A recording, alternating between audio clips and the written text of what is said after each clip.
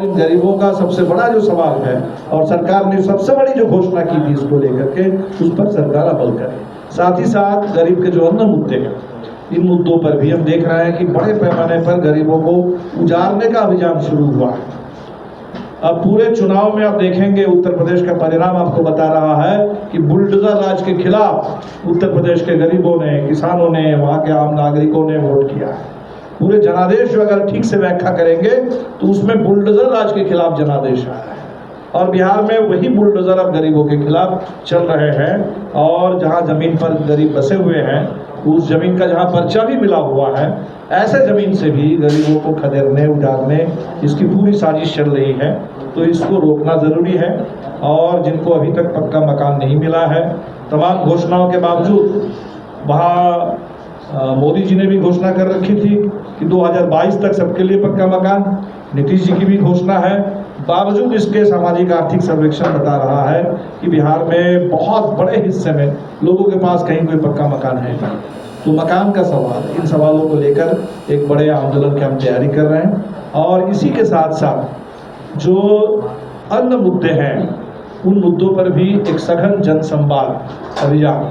तो ये अगस्त महीने का हमारा कार्यक्रम है कि अगस्त महीने में शुरू में ग्राम बैठकों का सिलसिला चलेगा। और ये जो 2 लाख रुपए की मदद का सवाल है, तो सरकार ने शायद कहा है कि इसके लिए आपको आय प्रमाण पत्र जब देना पड़ेगा। तो आय प्रमाण पत्र जब गरीब मांगने जा रहे हैं, ऐसी रिपोर्ट भी मिल रही है कि उनको 1 लाख से नीचे का कोई आय प्रमाण पत्र ही नहीं दिया जा रहा। तो अब बात समझ सकते हैं, सरकार ने कहा कि यहाँ 94 लाख परिवार है जो 6000 मंथली इनकम से नीचे, यानी 72,000 सालाना आमदनी से नीचे। और लेकिन वास्तव में व्यवहार में जब आप जा रहे हैं सीओ के पास आय प्रमाण पत्र मांगने, अगर आपको 1 लाख रुपए से नीचे का प्रमाण पत्र नहीं दिया जाएगा तो ना रहेगा बांस, ना बजेगी बांसुरी, तो वहाँ आप कोई आवेदन ही नहीं कर पाएगा। तो पहले जो अगर कदम यही है कि लोगों को, गरीबों को गरीबी का आय प्रमाण पत्र मिले। और इसके लिए पूरे अगस्त महीने में ही हर जगह अंचलों में 3 दिन हम लोग तय किए, 21, 22, 23 अगस्त 3 दिन खास तौर पर, वैसे धारावाहिक ये चलेगा कि गरीबों को गरीबी का आय प्रमाण पत्र दो।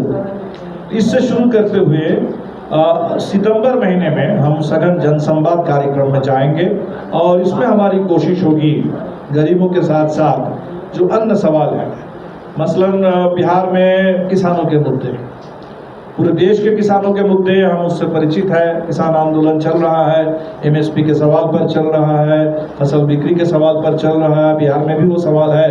लेकिन बिहार में और ज़्यादा सवाल है।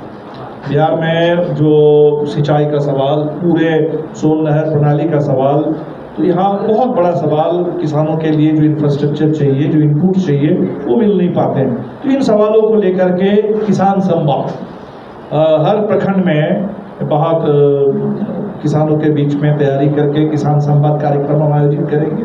हमने चुनाव में इस बार देखा कि बिहार में महिलाओं को, हालांकि अभी भी महिलाओं के शायद बड़े हिस्से ने नीतीश कुमार जी को ही वोट किया है, जो भी आरक्षण का या अन्य कुछ महिलाओं को हक मिले, लेकिन बड़े पैमाने पर महिलाओं में भी अपने मुद्दों को लेकर के उनके अंदर असंतोष है और बिल्कुल वो चाहती हैं कि उसका समाधान हो। और इसमें जैसे स्कीम वर्कर्स महिलाएं हैं, उसी तरह से स्वयं सहायता समूह से जुड़ी महिलाएं, जीविका से जुड़ी महिलाएं, उनके तमाम बड़े सवाल हैं जो उपेक्षित पड़े हुए हैं। माइक्रो फाइनेंस का ज़बरदस्त बोलबाला है, कर्ज का सवाल बड़ा सवाल है। तो इन तमाम सवालों को लेकर के महिला संवाद का कार्यक्रम, रोजगार का सवाल, अभी मोदी जी ने, अभी बजट सेशन शुरू होगा दिल्ली में, और मोदी जी ने एक बड़ी बात कह दी, और वो बड़ी बात का मतलब उतनी बड़ी झूठी बात है। उन्होंने कहा कि बेरोजगारी पर हल्ला करने वालों को हमने चुप करा दिया और पिछले 4 साल में हमने 8 करोड़ रोजगार का प्रबंध किया है हमारी सरकारों ने। और ये दावा सरासर झूठ है और हर रोज वीडियो आ रहा है जो आपको साफ बता देगा कि ये कितना बड़ा झूठ है। अभी जो मुंबई का वीडियो हमने देखा एयरपोर्ट में हैंडीमैन के नौकरी के लिए, जिसमें शायद मुश्किल से 20,000 22,000 की तनख्वाह मिल सकती है, जहां 600 के पोस्ट के लिए ऐलान किया गया था और 25,000 नौजवान वहाँ पहुँच गए हैं एयरपोर्ट में, जहाँ हाथरस जैसे भगदौड़ की स्थिति पैदा हो सकती थी। हमने गुजरात में देखा, उस गुजरात मॉडल में, जहाँ एक जगह पर आपके 2-3 हज़ार की संख्या में इतने नौजवान पहुँचे हैं, वो वहाँ उसकी रेलिंग टूट गई। तो पूरे देश में बेरोजगारी इतना बड़ा सवाल है, बिहार में भी तो रोजगार का जो सवाल, और इसी से जुड़ा हुआ है पलायन। बिहार में पलायन रुके, पलायन कम हो, लोगों को अपने इलाके में, अपने घर पर, अपने बिहार रोजगार मिले, सम्मानजनक रोजगार मिले, स्थायी रोजगार मिले, इसकी गारंटी सरकार को करनी होगी। और ये हमारे लिए भी आंदोलन का बड़ा एजेंडा है, और इंडिया गठबंधन का भी सबसे बड़ा वादा बिहार के नौजवानों से है। इस पर हम चाहते हैं कि एक व्यापक युवा संवाद, छात्र युवा संवाद रोजगार और शिक्षा के सवाल पर करेंगे। हम सवाल करेंगे विकास पर, जो अब अभी तक विकास की बातें हुई, जो विकास का पूरा विमर्श खड़ा किया गया, वो विमर्श क्या है? वो विमर्श यहाँ बिहार में जिसको हम कहते हैं कि ये बाईपास और फ्लाईओवर मॉडल है, कि बड़े बड़े अपने बड़े शहरों के इर्द बाईपास अपने बना दिया है, और शहर में आपको घुसने की ज़रूरत नहीं है, आपकी गाड़ी निकल जाएगी। फ्लाईओवर अपने बना लिया है, आपकी गाड़ी ऊपर से उड़ते हुए निकल जाएगी। लेकिन विकास भी बिल्कुल उसी तरह से, वो बाईपास और फ्लाईओवर से गुजर जाता है, वो गांव में गरीबों के पास वो घुसता नहीं है, पहुंचता नहीं है। और उस विकास से इसलिए आप देख रहे हैं कि विकास की बातें जितनी बड़ी है, उसी तरह से गरीबी भी पनप रही है। गरीबी पर इसका कोई असर नहीं है, रोजगार पर इसका कोई असर नहीं है। तो रोजगार रहित विकास संभव नहीं है, ये बकवास है।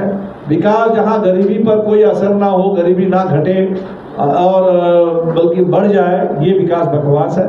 तो हम चाहते हैं बिहार में विकास का कोई सार्थक विमर्श और कोई एक सार्थक एजेंडा सामने आए, जो रोजगार पर केंद्रित हो, जहां गरीबों की जीवन स्थिति में सुधार हो, जहां गांव में जहां अभी तक ना सड़क है, ना स्कूल है, ना आपका प्राइमरी हेल्थ सेंटर काम करता है, इन सवालों पर, इस इंफ्रास्ट्रक्चर पर बात हो। एक बात हम इस पर भी करेंगे, और 2-3 विषय पर ही बात करनी है। एक तो बिहार में पिछले करीब 1 महीने से, चुनाव के बाद से ही आप कह सकते हैं, लगातार अपराध की घटनाएं चारों तरफ इसकी खबर आ रही है। तो मुकेश सहनी के पिताजी भी अपने घर पर सोए हुए स्थिति में उनकी हत्या हो गई, कल हम लोग गए थे वहाँ। तो हमें लगता है कि नीतीश जी को अब जवाब देना चाहिए कि पिछले करीब 20 साल से नीतीश जी की सरकार चल रही है, और इस सरकार का सारा प्रचार मुख्यतः 2 बात पर केंद्रित है। एक है कि हाँ, बिहार में विकास खूब हुआ है, ये नीतीश जी का दावा रहा है, और सुशासन आ गया है, कानून व्यवस्था बहुत बिहार के अंदर बहुत दुरुस्त है इस समय। और दोनों ही मोर्चे पर हमें कुछ अलग से कहने की ज़रूरत नहीं है, हकीकत सबके सामने है। जिस तरह से पुल टूट रहे हैं, जिस तरह से पुल टूट रहे हैं एक के बाद एक, तो बिल्कुल साफ है कि यहाँ निर्माण के नाम पर जो काम हुआ है उसमें भ्रष्टाचार जबरदस्त रूप से उसके अंदर है। तो लूट और भ्रष्टाचार का उद्योग बना हुआ है निर्माण की जगह पर। नीतीश जी को इसका जवाब तो देना ही पड़ेगा। और अपराध की इतनी ज़्यादा घटनाएं, अभी गोपाल जी हमें बता रहे थे कि राजधानी पटना में, पटना जिले के अंदर 14 कम से कम घटना घटी है, महिलाओं के ऊपर, दलितों के ऊपर, गरीबों के ऊपर, आम नागरिकों के ऊपर लगातार ऐसे हमले हो रहे हैं। चुनाव के समय में भी हमने हिंसा की घटना देखी। चुनाव के तुरंत बाद भोजपुर में अभी तक हम देख रहे हैं कि वहाँ आरा में जो आर के सिंह की हार हुई है, भाजपा वाले इसको बचा नहीं पा रहे हैं, और मौका मिलते ही हर जगह गरीबों पर हमले हो रहे हैं, हत्या हुई है। तो ये पूरे बिहार में ऐसी घटनाएं लगातार आ रही है। इसलिए हमें लगता है इससे पुल नहीं टूट रहे हैं, नीतीश जी के सरकार का पूरा प्रचार तंत्र टूट गया है। जो पूरी छवि बनाई गई थी कि सुशासन की सरकार है और विकास की सरकार है, उसकी जगह पर जो बिहार का सच है कि भ्रष्टाचार, लूट और अपराध किस तरह से बढ़ा हुआ है, वो बिल्कुल आपके सामने है। और हमें लगता है कि बिहार में विधानसभा का भी सत्र है, वहाँ भी ये सवाल उठेगा। और बिहार में इंडिया गठबंधन ने तय किया है कि 20 तारीख को तमाम जिला मुख्यालय पर इसका इसमें प्रदर्शन होगा इन सवालों पर।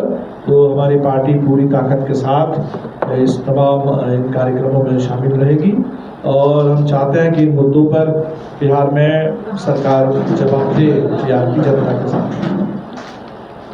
जहाँ तक बिहार की बात है, एक और दूसरे बड़े एजेंडे को लेकर के हम लोगों ने अभी एक कार्यकर्ता सम्मेलन किया और उस कार्यकर्ता सम्मेलन से 16 तारीख को ही पटना में हमने किया था रविंद्र भवन में, और कार्यकर्ता सम्मेलन से हमने एक पूरे बिहार व्यापी एक धारावाहिक आंदोलन का ऐलान किया है, हक दो वादा निभाओ। और इसमें हमारी जो कोशिश रहेगी कि सबसे पहले बिहार में सामाजिक आर्थिक सर्वेक्षण के जरिए जो भयानक गरीबी की तस्वीर उभर करके सामने आई और सरकार ने विधानसभा में मुख्यमंत्री ने खुद इस पर घोषणा की थी कि जो बिहार के महागरीब परिवार हैं, बिहार में तो महा जोड़ करके कहा जाता है तभी कुछ बात समझ में आती है, तो उन्होंने दलित को महादलित बताया था।